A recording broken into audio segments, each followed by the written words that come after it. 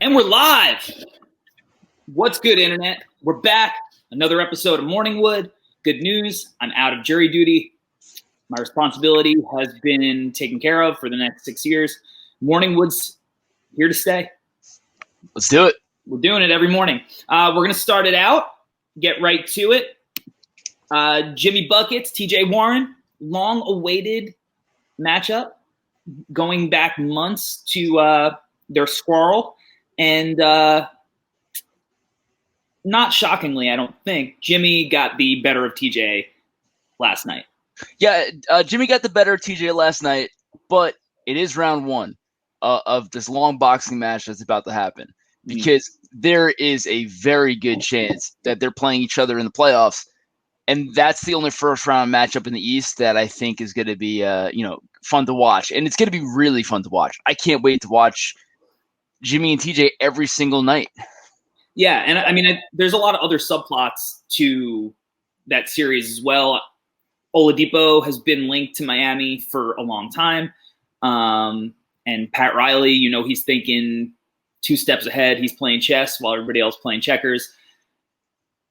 I think one of the things I learned from that game, though, besides that, Jimmy had the upper hand, I'm still not convinced that he is the number one that the Miami Heat need if they're going to do damage in the postseason. Oh, for sure. I mean, I said that last week. I just don't – they just have a bunch of nice players together on one team. And there's nobody on – if Spoelstra's a great coach. If Spoelstra wasn't coaching this team, I don't even think they'd be in the playoffs. I think it's a bad team overall. So when when you're relying on a bunch of late game minutes with Jay Crowder, Kelly Olynyk, and players like that, you're not meant to make a championship run. Yeah, I mean, championship run, I think, is definitely out of the picture, even in a weird playoff situation like this where they're in the bubble. Maybe there's a little March Madness feel to it. Granted, still over a 7-game series, I think the better team is typically going to win. But there's something off about the way that this Miami Heat team plays. I almost feel like they don't always play with a sense of urgency that you would think that some of the guys on this team would make players want to play with.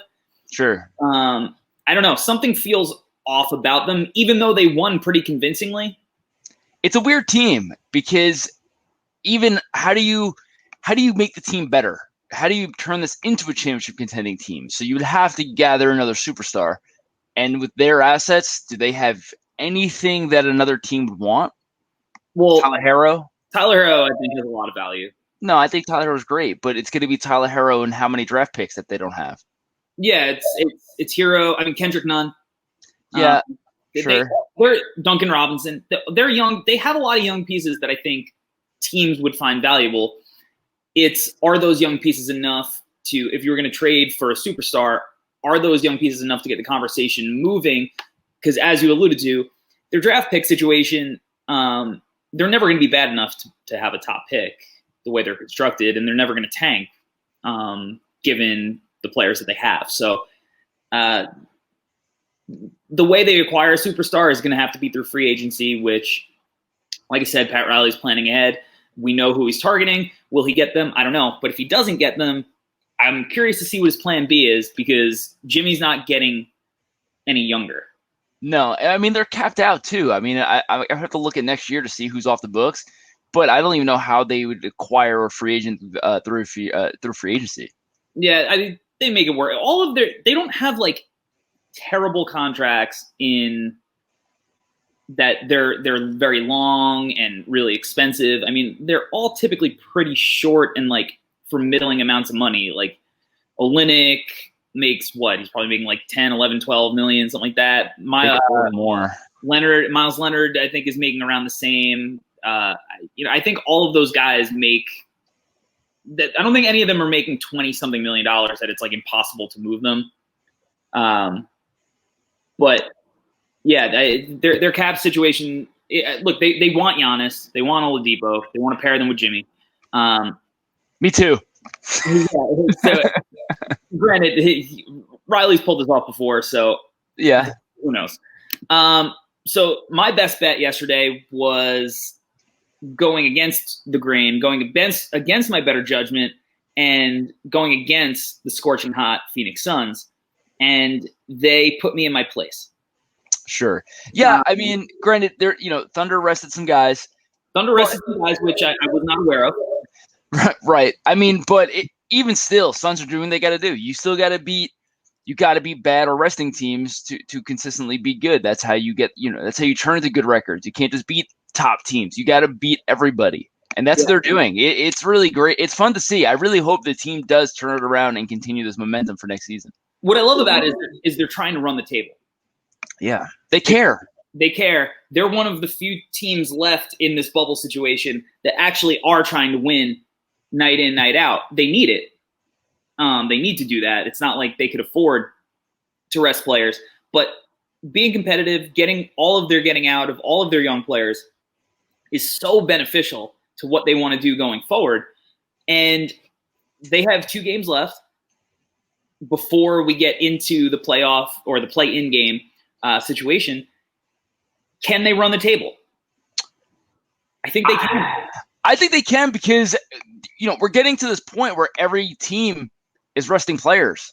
So, when they're playing teams that are just resting guys every other night, why can't they? They're hotter than any team in the bubble. They're hotter than any team in the bubble. Their next 2 games, Philadelphia 76ers without Embiid, completely winnable. Oh, I mean, as long as they don't do the young team thing where they kind of see a struggling Sixers team without their 2 stars, take them lightly. That's the only way that I think they lose that game. No, they got to put their foot on the gas and continue to take care of business. After Philly, they get Dallas, who you're assuming position at that point, last game, going to be locked in. They're probably going to rest Luka and Porzingis, at least one of them. Sure. I agree. I think at least one. I mean, considering that Dallas rested both yesterday, it seems like rest is probably a situation they're going to have final game. So Philly, Dallas, and they have the opportunity to run the table because I think those are both winnable games for them. They are 1/2 game behind Portland, who has Dallas and Brooklyn, and Memphis in the 8th spot is a 1/2 game up on Portland, 1 game up on Phoenix. Memphis has Boston, Milwaukee. Who do we think is going to make it to that Western play-in game?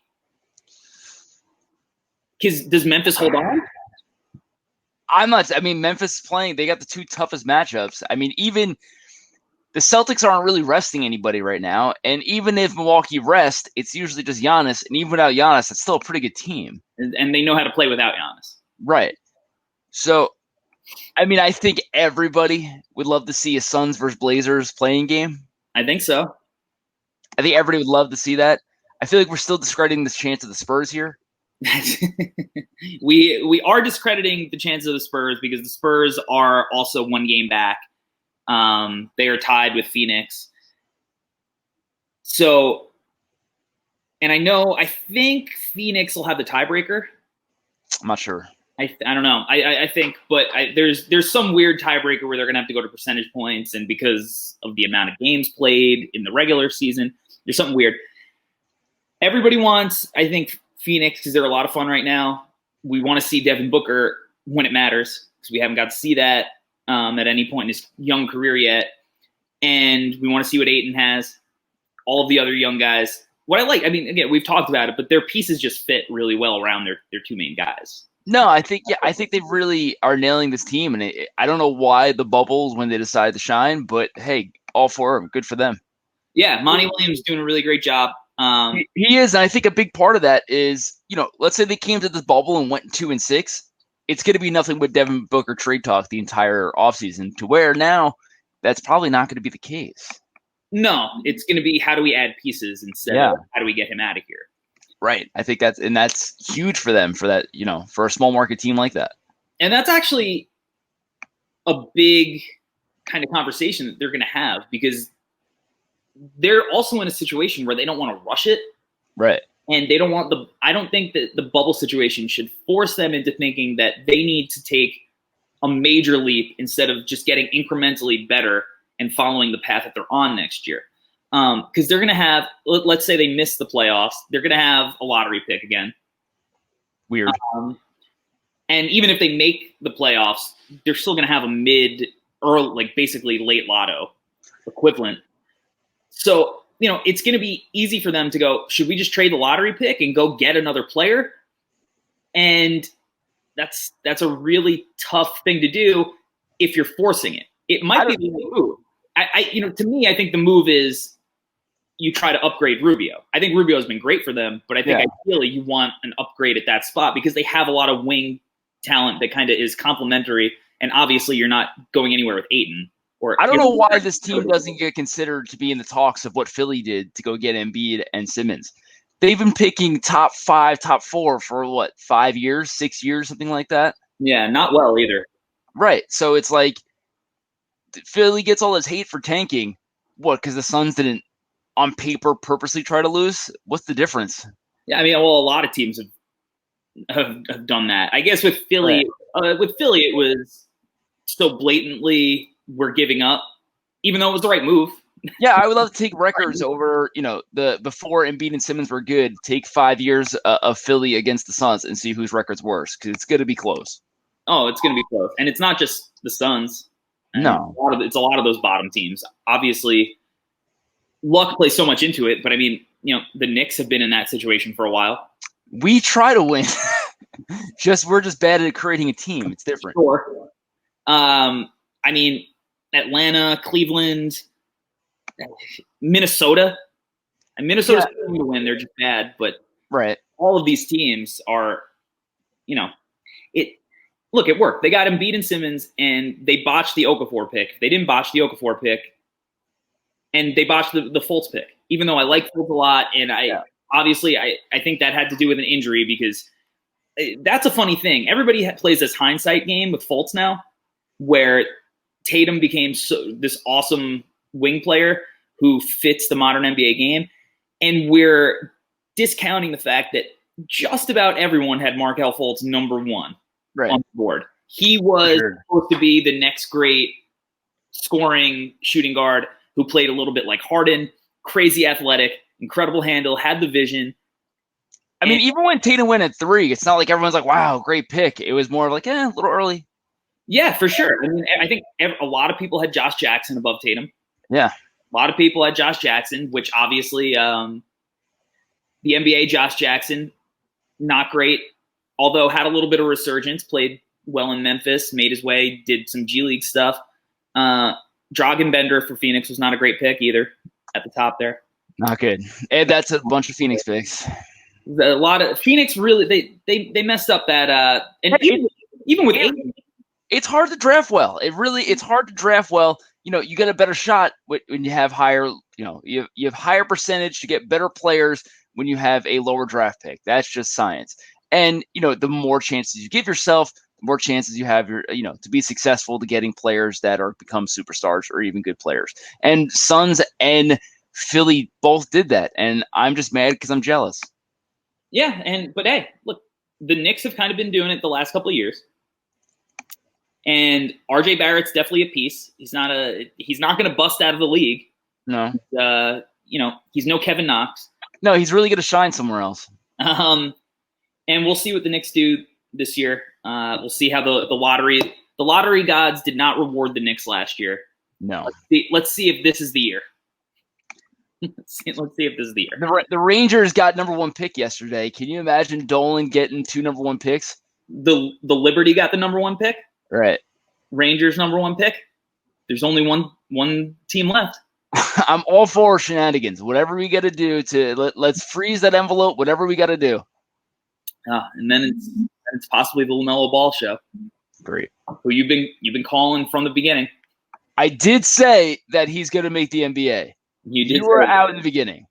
I think I'm still out. Not on him as an NBA player. I think I'm still out on him. No, I don't want him on my team, but I said he was going to be an NBA player, which you said there's no way. I'm like, no, he's going. There's a good chance he's going to be an NBA player. Yeah, to be fair, I also didn't think he was going to be 6'9" by the time he made it to the NBA. But sure, he is. So, and he's going to be a top probably 3 pick. So great, good for LaMelo Ball. Good for head coach LeVar Ball. Let's head back out west. and talk about this Utah-Dallas game, which was your best bet. It was my best bet. I mean, granted, I made this best bet with the thought. So it turns out bookies don't use Twitter for to see who's playing in games or not when they set lines. They do not use it. They have other resources. Who knew? They have better information than we do. For some reason, they know way earlier than we do. Now, who is trying to lose more? It's got to be Utah, right? Or I mean, Dallas likely tried to lose more, but by tanking, by not resting players. But Utah just still lost. Dallas without the players. It's got to be Utah because Utah wants the 6th spot. Yeah. Because the 6th spot, you're going to get Denver probably. I mean, I guess there's a chance that Houston leapfrogs Denver. But Utah wants the Denver matchup. I don't think they want any part of Houston. No, they shouldn't. But, I mean, at the same time, it's early and it's hard to play that. It's risky to start playing that game of trying to pick your seed, in my opinion. Yeah, I think so too. And to be honest, I don't know why Dallas wouldn't want the 6th spot, which they're out of. Why wouldn't Dallas want Denver instead of the Clippers? Maybe they do, but maybe they think it doesn't matter for them. They're playing with house money. I mean, they're probably not seriously considering competing for a championship this year. Right. And they're just looking at this as like, hey, we have Luka, we have Porzingis. Let's get these guys out healthy, get them some playoff reps together. And hey, it's not like we can't beat the Clippers. It's so hard to do that though, because you don't know what's going to happen next year. When you have a chance, even if it's a glimmer of a chance, you got to go all in my opinion. You got to go try to win the title. If you're a 6th seed, you can't guarantee you're going to be back next year. Look at Portland from last year. They, everybody thought, all of a sudden they're title contenders. Now they're struggling to make a play-in game. So it's you can't bank on what we're going to do next year with the core of our future. If Porzingis gets hurt or Luka gets hurt, it's a wrap. It's done. So you have the opportunity now. Go in, give it a shot, try to win the title. Hey, you're going to get no disagreement from me. I watched Derrick Rose tear his ACL in Game 1 of the playoffs in 2012, and the Chicago Bulls. It's 8 years later, and they have not recovered from that. No. And that was the Bulls went from a team that I think everybody thought was going to be one of the teams of the decade. You probably would have said Miami, Chicago, OKC at that point. Were probably the 3 teams that were going to run the entire 2010s. Derrick Rose gets hurt at the beginning of a contract. It screws everything up. If, that happens to Porzingis, who's incredibly injury prone, it's going to be the Luka show. If it's Luka and he misses a year, who knows how that goes for Porzingis, the rest of the team, how do they build, blah, blah, blah. Obviously, you're still building around it, but you're kind of throwing a year away. You don't want to sign people long-term because you don't know what's going on. There's all these question marks. Go for it now. Yeah, and whether it's Dallas playing the Clippers or playing Houston, eventually you're going to see one of these teams. You might as well do it when you're healthy. Yeah, I guess so. I know. I guess we could probably. Also, I'm sorry. Also, it's not like there's home games right now. Does it really matter to play extra games in the Western Conference? Go to the second round rather than the first round. If you get knocked out in the second round versus the first round, it's not like your franchise is making more money with home games at this point. You might as well go try to take out the Giant now. Yeah, you're gonna have to chop that tree down eventually, right? Yeah. You wanted to talk about the rest situation. Oh, I hate it. I hate it so much. And we have 8 games for each team. We have 8 games for each team. We've spent 5 months without playing basketball. Did everybody watch The Last Dance or not? Michael Jordan is rolling in his grave thinking about all these players resting. It's nuts. It's every game right now. We're down to about 2 to 3 games left for each team, and each team yesterday we had an insane slate of games. It was just the Pacers and Heat game that was great. Lakers game fine, but every other game had resting players. Yeah, we're not just looking at the Mavs and the Jazz. The Jazz, I guess, technically didn't rest anybody except for Donovan Mitchell. But then you look at all of the minutes played, and none of their starters played more than 16 minutes. It's just dumb. Like Kyle Lowry, if you want to say that he's resting, I guess he's at least up there in age. Yeah. Giannis resting? Come on, man. Why is Donovan Mitchell resting? Right. Donovan Mitchell's 24 or something. Like it's nuts. I just don't get it. It's not like these guys have a lingering injury or anything like that. They're just resting. That's it. It's a rest game, and it's dumb. You guys haven't played basketball for 5 months. Now we're gonna rest. And it's not like there's science about a situation like this. There's never been a situation where you play 60-something games in a season, you take 4 months off, and you're thrust into a situation where you have a couple of scrimmages, which are basically your preseason games, and then 8 regular season games before the playoffs. There's no science saying, hey, you should rest guys in this bubble situation because blah, blah, blah, blah, blah. Like, they just had 4 months off. And to me, if I'm a Donovan Mitchell, if I'm a Luka, if I'm any of these young guys who's going to be going into a playoff situation that matters for me, I want the game reps. Yeah, and I mean, again, the game speed. Michael Jordan was how old in his last season for the Bulls? 33. So it's like, come on, he just played like 247 games that year without Pittman and some without Rodman. Like, come on, like just keep grinding, keep playing. Why are we resting? Yeah, I totally understand throughout the regular season. I get the whole principle of it, but in this bubble situation, I really thought we were going to get and was I expecting maybe in the last game for teams to not sit guys for fear of injury, stuff like that.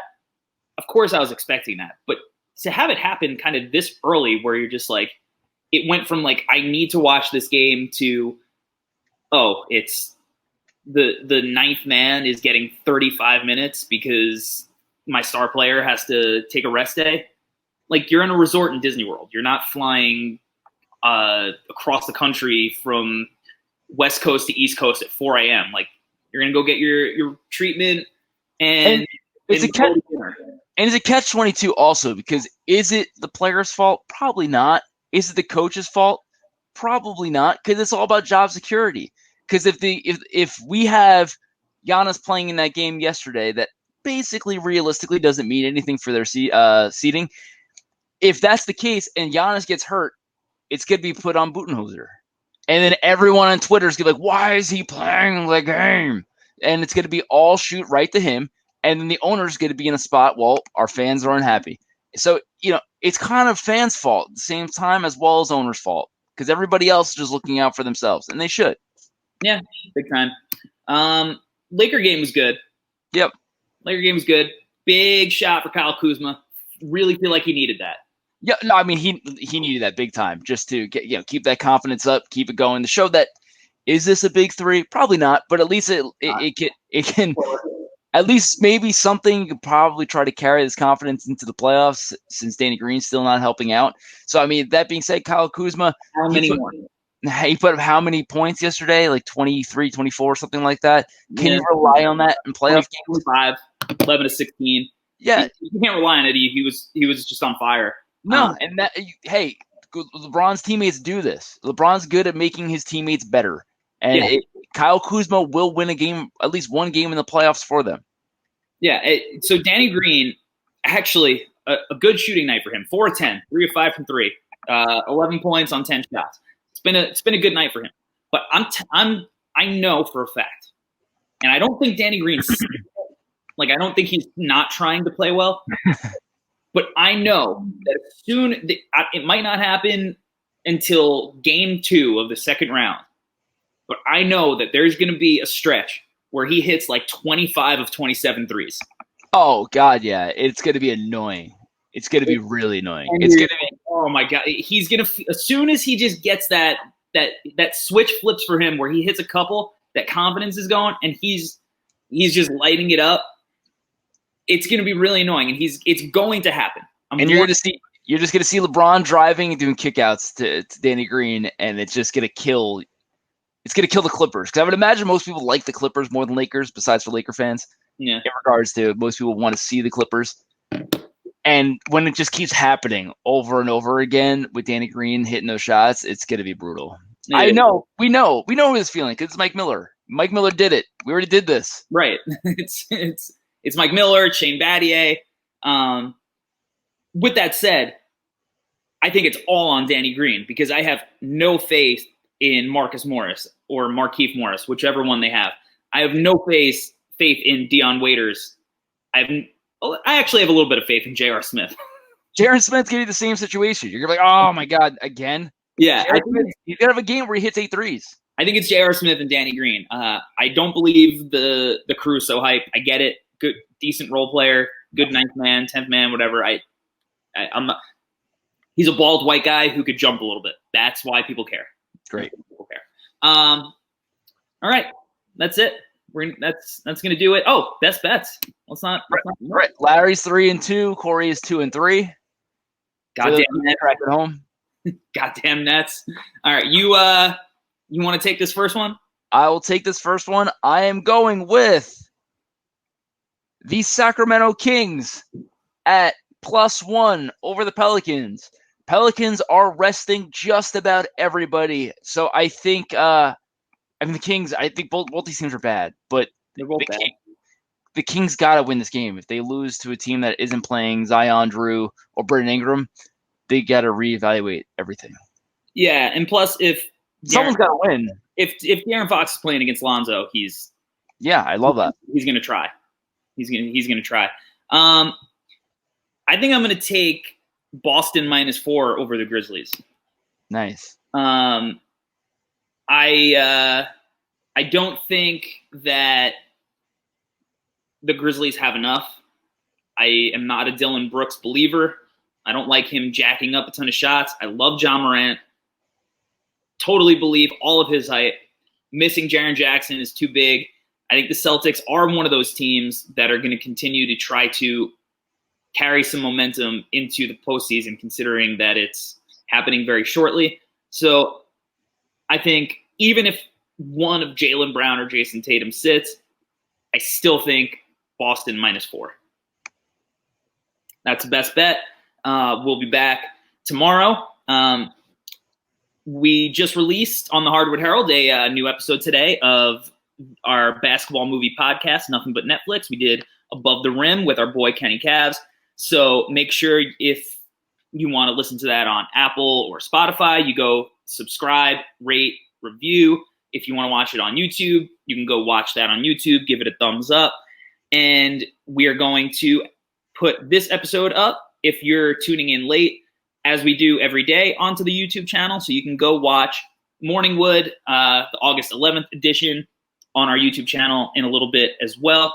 We'll be back tomorrow, 9 a.m. Eastern. Until next time, peace.